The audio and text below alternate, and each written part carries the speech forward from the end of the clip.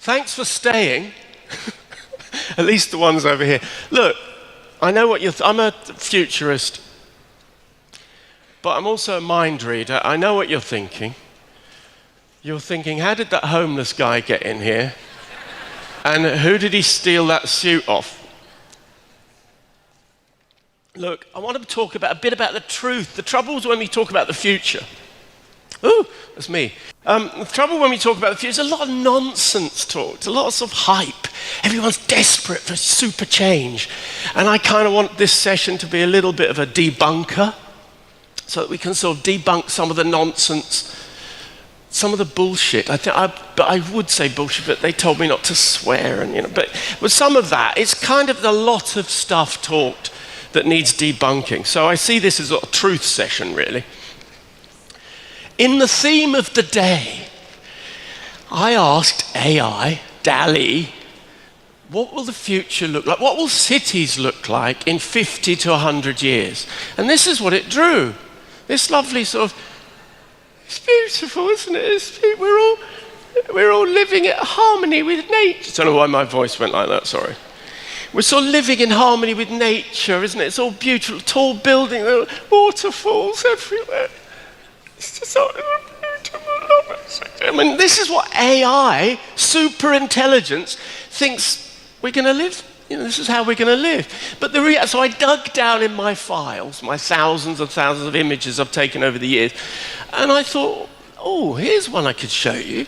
A busy high street. A busy high street in, well, it happens to be UK, but it doesn't really matter. When was this taken?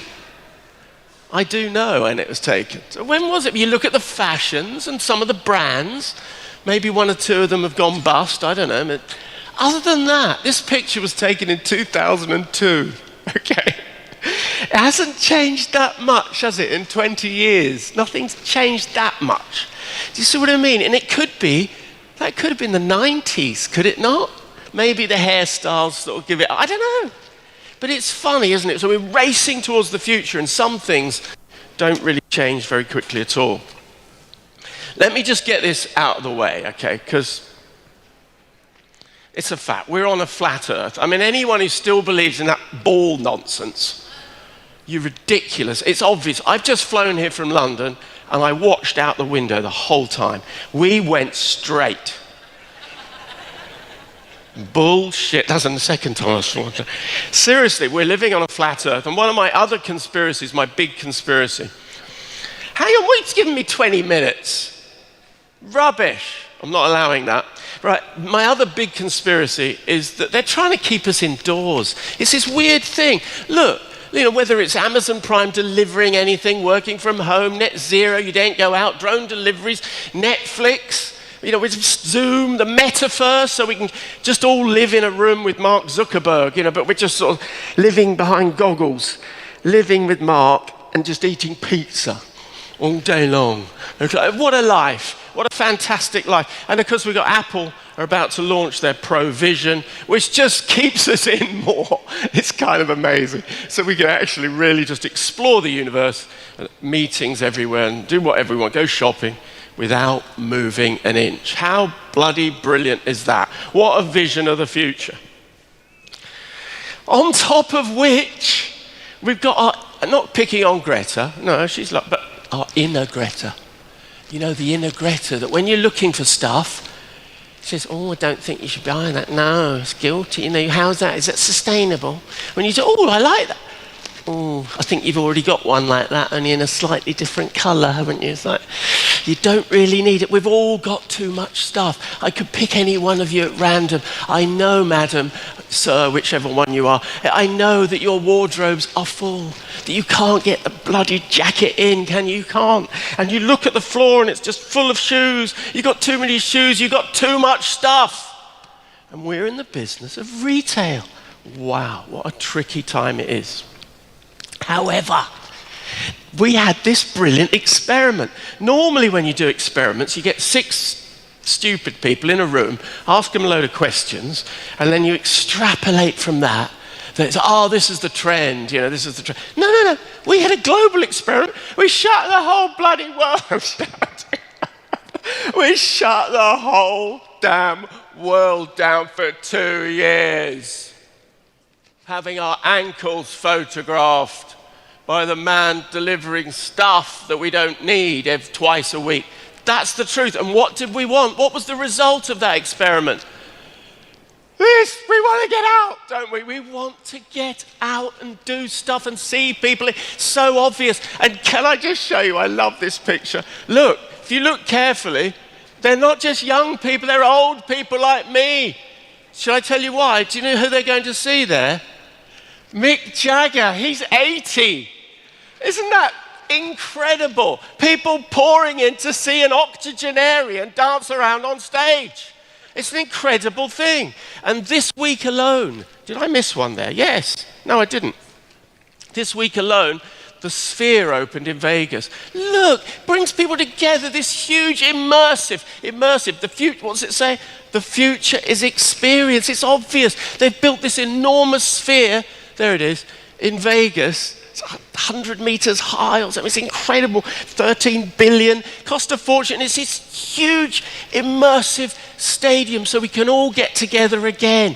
It's amazing, isn't it? Humans want to be together.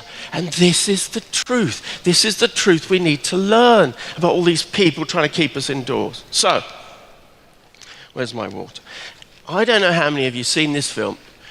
Her. Joaquin Phoenix. It's brilliant. 2013. It's 10 years old.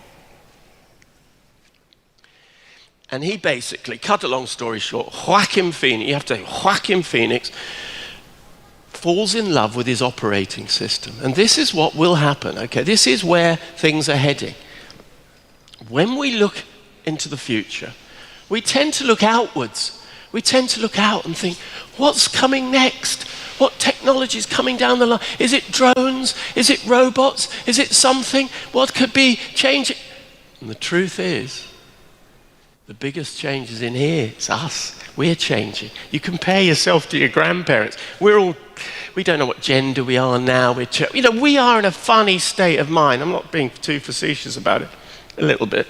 But the truth is, we're in a funny state of mind. It's us that's changing.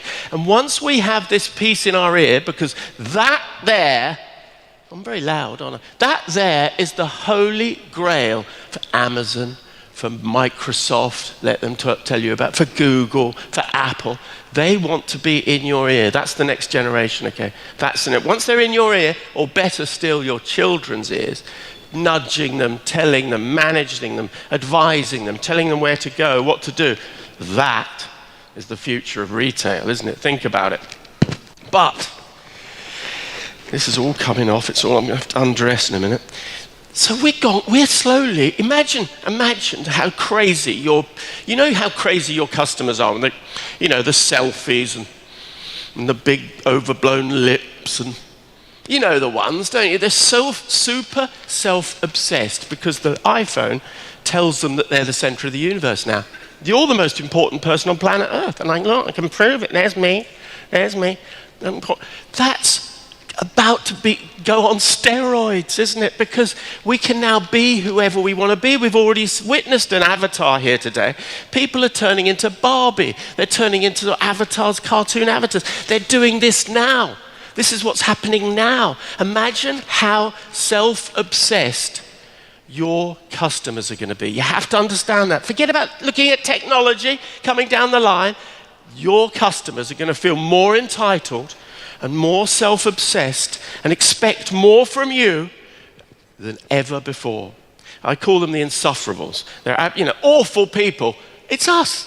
Awful people. It's your daughter, your son. It's us. Okay. Who are the king and queen of the insufferables? Well, we know who they are. Harry and Meghan. They just super self-entitled. That's how it is. I'm being facetious, but it's true, isn't it? They expect the world to work around them. And so will your customers. Which brings me to biology. Every day, you thought you were coming to talk about retail. Every day on planet Earth, roughly 385,000 babies are born. Every day. You wake up in the morning. That is the sound of... That's 3/4 the size of Lisbon. Another day, another 385,000 babies born every day. Something needs to be done. We need to write a stiff letter. Someone needs to sort it out. It's ridiculous. It's unsustainable until it's your baby. That's the truth. And this is the secret of retail, folks. This is the secret of retail. I'm here to give you my golden secrets. Let's just take it into something, a Louis Vuitton handbag, doesn't matter what it is, actually.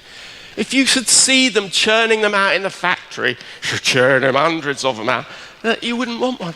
They have to make them rare. They have to pretend they're super rare. Is this the Louis Vuitton handbag that you ordered? That will be 5,000 euros. Thank you very much. It's ridiculous, but true. It has to be your special one. And this is the essence of retail. How do we navigate the guilt, our inner Greta? How do we navigate that guilt in the world of retail unless you are listening to your customers and working around the fact that they know that they're the center of the universe? You give them bespoke things. And this is the world of bespoke. So this is one example, okay? One example. Carly, you're going to be so cross with me because there's no way I'm doing this in 6 minutes. Look, this is the world of bespoke. One company, Candy Mechanics in London, they make chocolate lollies. You go in, you scan your head, obviously, you scan your head, and then they carve a chocolate lolly the shape of your head. Now, what sort of selfish, self-obsessed idiot could possibly want a chocolate lolly in the shape of their head? This is the trick. This is the future of retail, folks. We all want to be the center of the universe. And this chocolate lolly, this is so you can go home and suck your own head. Or, I'm going to sit down for this, or let someone else suck it. Look, serious point. You have to understand, so the tools we're talking about, AI tools, are now here. And so people are now designing their own stuff. They're the center of the universe, remember? They want everything revolving around them. So this is some of the stuff they're producing. Nike shoes that look like that. Questions for Nike is, will they produce them?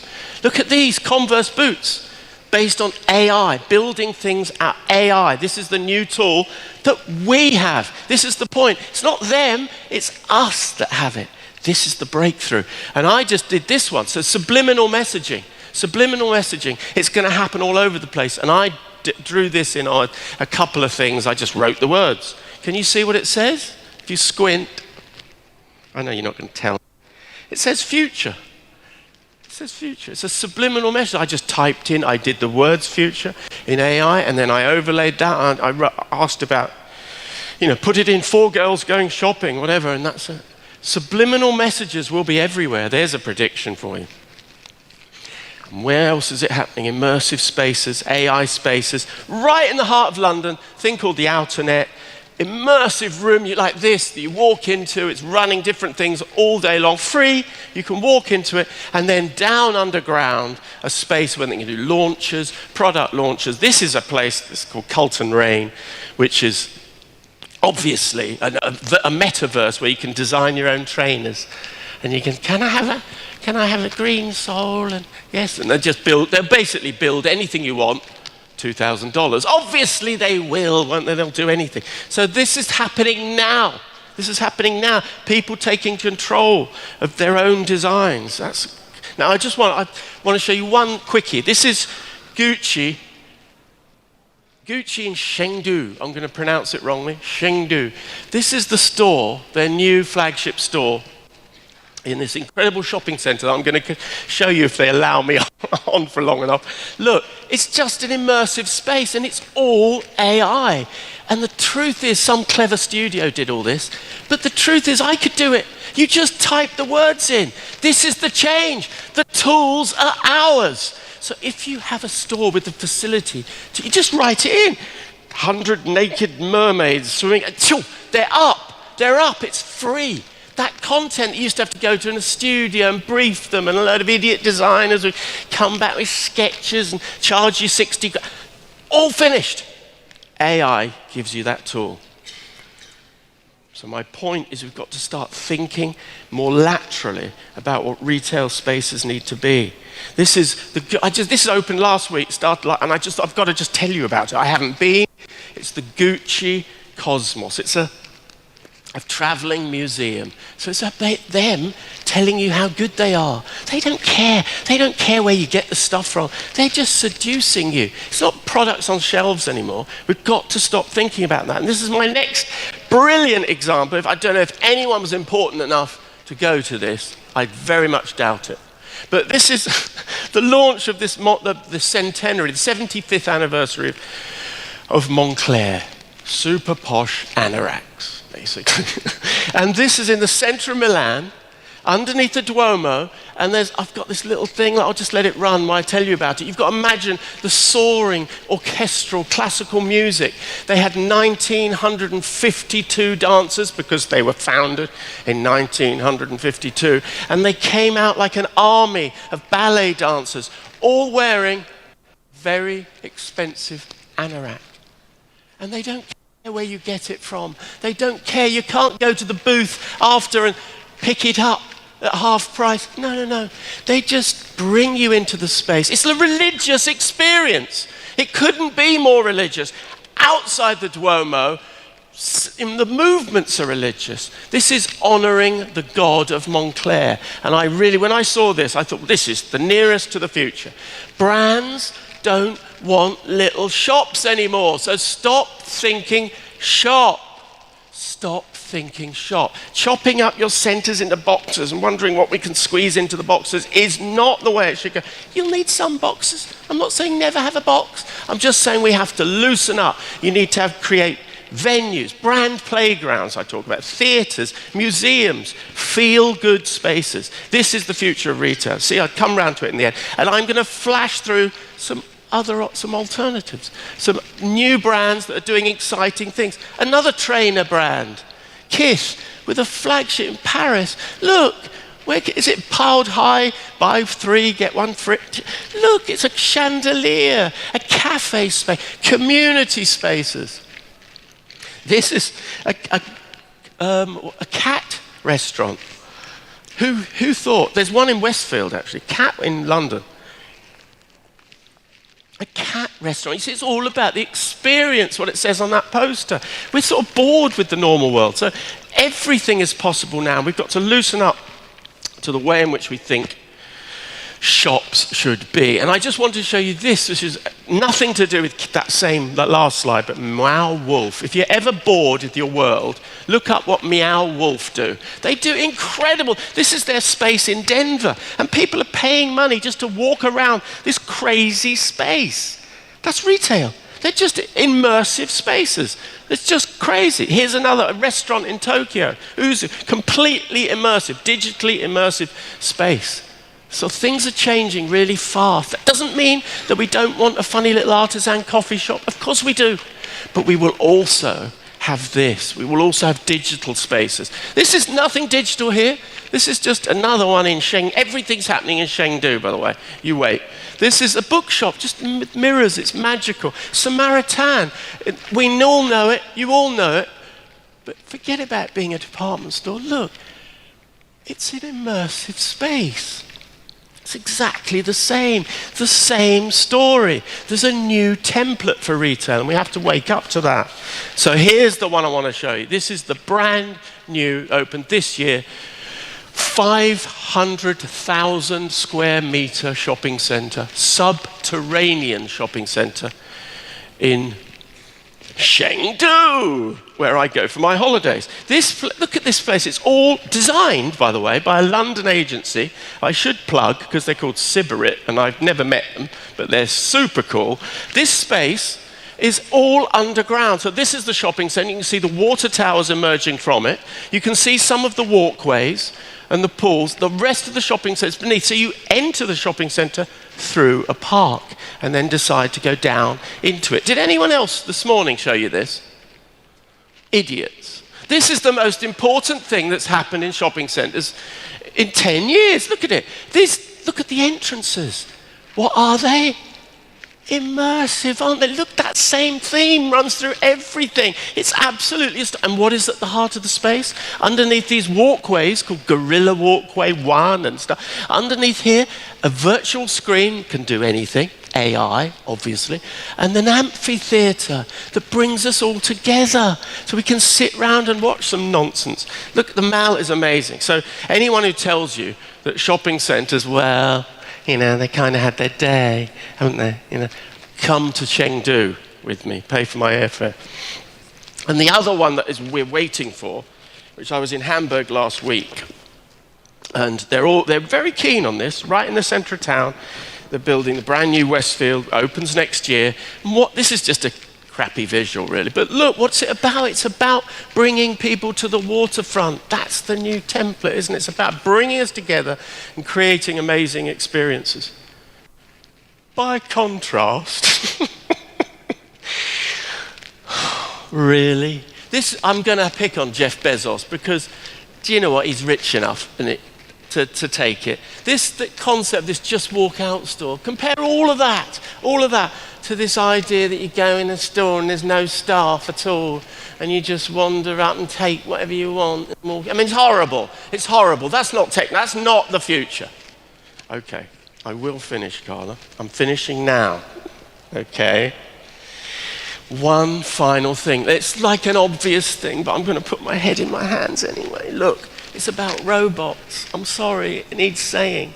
Look, McKinsey, super bright people, they predicted that there'll be 800 million jobs lost or taken by robots by 2030.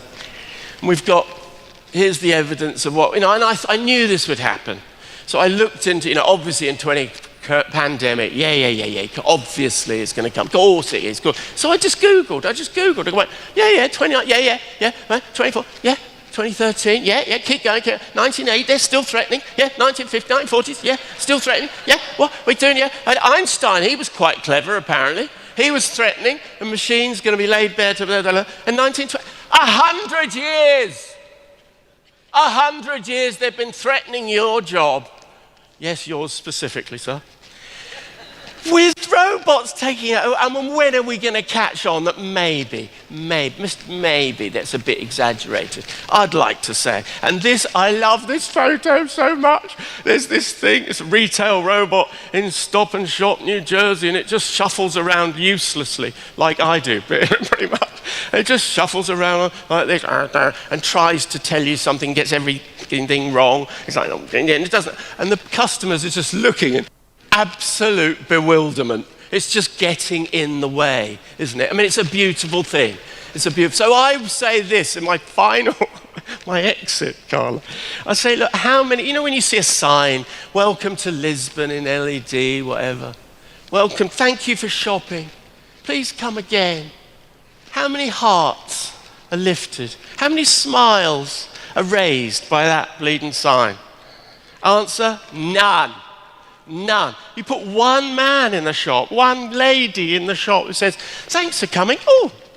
Puts a little spring in your step for the next 10 minutes. Funny that, humanity, isn't it? So the truth, the harsh truth, is the rise of all this AI, which is happening. I'm not disputing any of it. The more AI lubricates your lives, entertains you, every call you get is another. How was your experience with us today? You're talking to a bot. When more of the bots, are there going to be more bots in the future asking you crap like that? A hell of a lot more. They're going to be all day long. You're going to be fending off bots and robots. The more that happens, the more our lives are being managed by that, the more we're going to seek out humanity. It's so obvious, isn't it? That's the beautiful thing about we want to come together to places like this. We want to have drinks together. If I could just shut up for 10 minutes. That's what we want to do. Humanity, human connection will be the most precious currency. And I call this the new era that's coming in. Smart brands are already working on it. Hi-ho, high hospitality, super hospitality. So it means really being genuine. It means eye contact, greetings, little notes, really reaching out and touching people like you mean it, because we're sick of the bots, actually. That's the truth. That's the truth about retail. And so, for all you, it doesn't matter whether you're developers, you're just money guys, guys, you're in data, you know, very clever people. I'm all that. I'm in all that. Yeah, no, I work on the logistics. It's not really, I'm the customer. Shut up. You're all in, can you see the word? Subliminally, you're all in hospitality. That's what it's all about, folks, hospitality. Now let's have a drink. Thank you for listening.